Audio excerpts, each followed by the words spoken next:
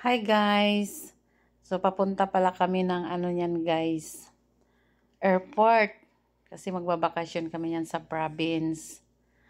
Nag-rent kami ng van mula to SM Fairview, Caloocan hanggang airport.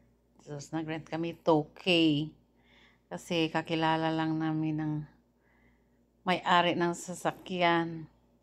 So, ayan. Parang enjoy. Excited pala.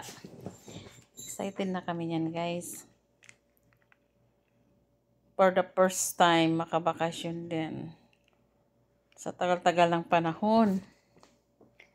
O diba? Mga excited kami niyang lahat. Puro kwentuhan. Ang mga, hindi mo alam kung ano na yung mga isip. O nakarating na kami ngayon sa airport.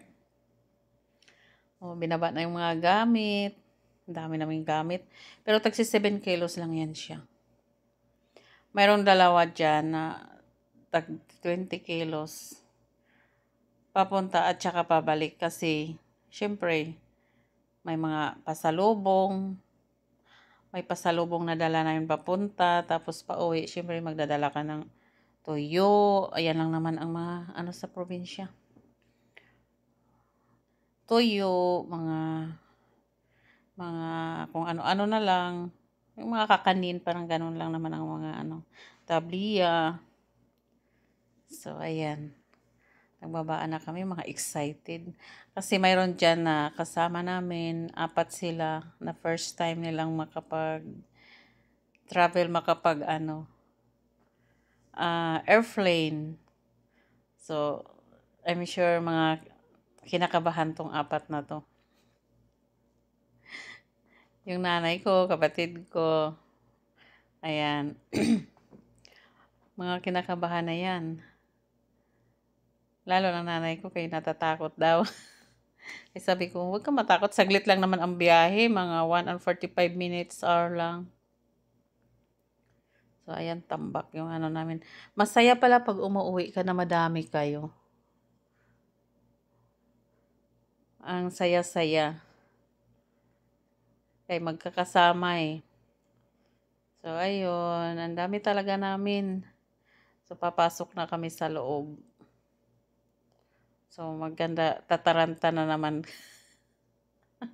Kasi, syempre, baguhan. O, diba? Nasa arrivals na kami. Ako naman, wala akong ginawa kundi video, picture. Mahilig sa video eh. Si Videohi. So, nagbabay-babay na akong pag-umangkon. Kaya mga ganahan po ni si video-video ning duha ni. Sabagay, mga bata pa kasi. O, diba, lakan-lakan na kami. So, pupunta kami niyan sa magpapaano na ata. Ay, hindi, naka-check-in na kami. So, wala, dalawa na lang yung nila, ipipila nila yung check-in yung tagto 20 kilos. Kami pala niyan, magtatambay. Tambay muna kasi ang aga namin. Ang flight namin yan, gabi pa, mga 8. Ay, hindi, mga 8, 6 ba yun? So, gabi pa ang flight namin. Kaya naghahanap muna kami ng tambay. Tapos, may mga baon naman kami. O, di kakain muna kami. Kaya, ang mahal ng pagkain dyan sa loob. Buti na lang may dala kaming kanin at saka ulam, yung tira namin. Dinala ko talaga yun. Tapos nagdala ako ng paper plate. O, di kumain kami dyan sa gilid. Kaysa bibili ka ng ganyan ako. Kailangan magtipid-tipid. Di pwedeng magbili-bili ka guys kasi, ay nako. Maubusan ka ng budget medyo matagal-tagal ka pa sa province. 2 weeks pa naman kami dun sa province. O, diba? Hindi pwedeng magkain-kain ka sa restaurant. Yan. Tingin-tingin lang kami yan sa mga, kung ano yung mga nakikita dyan sa airport, sa loob. Sa immigration na ata to. Ay, hindi pala. Ay, ito ang immigration, yung pilang haba, papuntang, ibang bansa. Naalala ko pagpunta namin Taiwan, diyan ako pumila. Sa immigration yan, kakaba-kaba ako dyan eh. Baka ma-offload. Tapos yun, itong mga pamangkin ko, nagsipagkain na kami dyan sa tabi-tabi. O diba, nakakatipid. Ganun lang talaga guys. Lalo na pag madami kayo, nako, kailangan magbaon talaga kayo para maka kayo sa gastos budget. Kasi kung kakain ka niyan, mga ganyan, marami kayo, siyam kayo, 10. Pag nag-restaurant kayo, Jollibee, taginting ang inyong 3,000. Kung Jollibee, baka 2,000, 3,000. O, diba? Ayan, nagbaon lang kami ng kanin, tapos may natira kaming chicken na kinain namin nung tanghalian ba yun, almusal, oo. O, di, bumili lang kami ng tubig, sa tubig pa nga lang, mahal na, o, diba? May juice pa. Ay, nako, mahirap talaga mag-travel. Kaya kailangan may pera ka talaga pag nag-travel ka. Kasi, hindi mo ba maiwasan, di ba? O, ito, nag-uusap na kami ng sister-in-law ko, sabi ko, first time kayo, ayan, first time mag-travel. Ganyan siya, first time. Itong sister-in-law ko, napaka talkative. Grabe to siya. Pag mula umpisa hanggang sa pagdating yan, walang tigil yan siya sa yaw-yaw.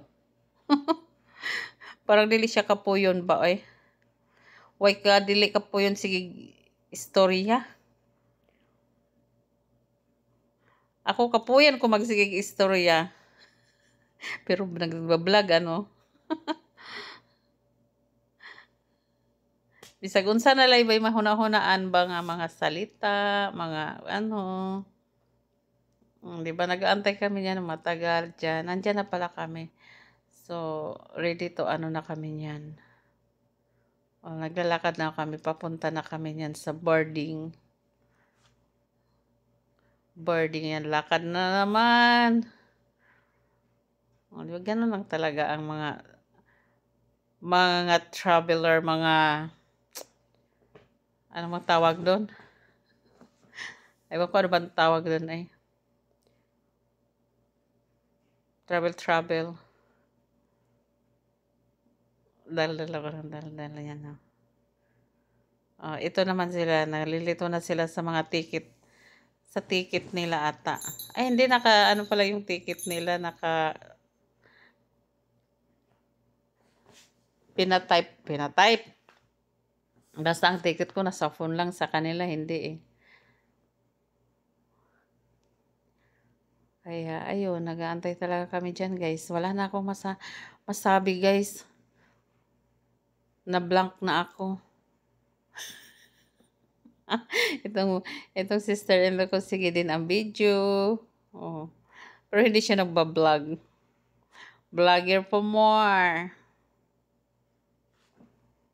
So, ayun, alam mo, talaga mag-travel. Kasi, di ba, makikita mo yung iba't ibang lugar. Parang ma-amaze ka ba pag nag-travel ka?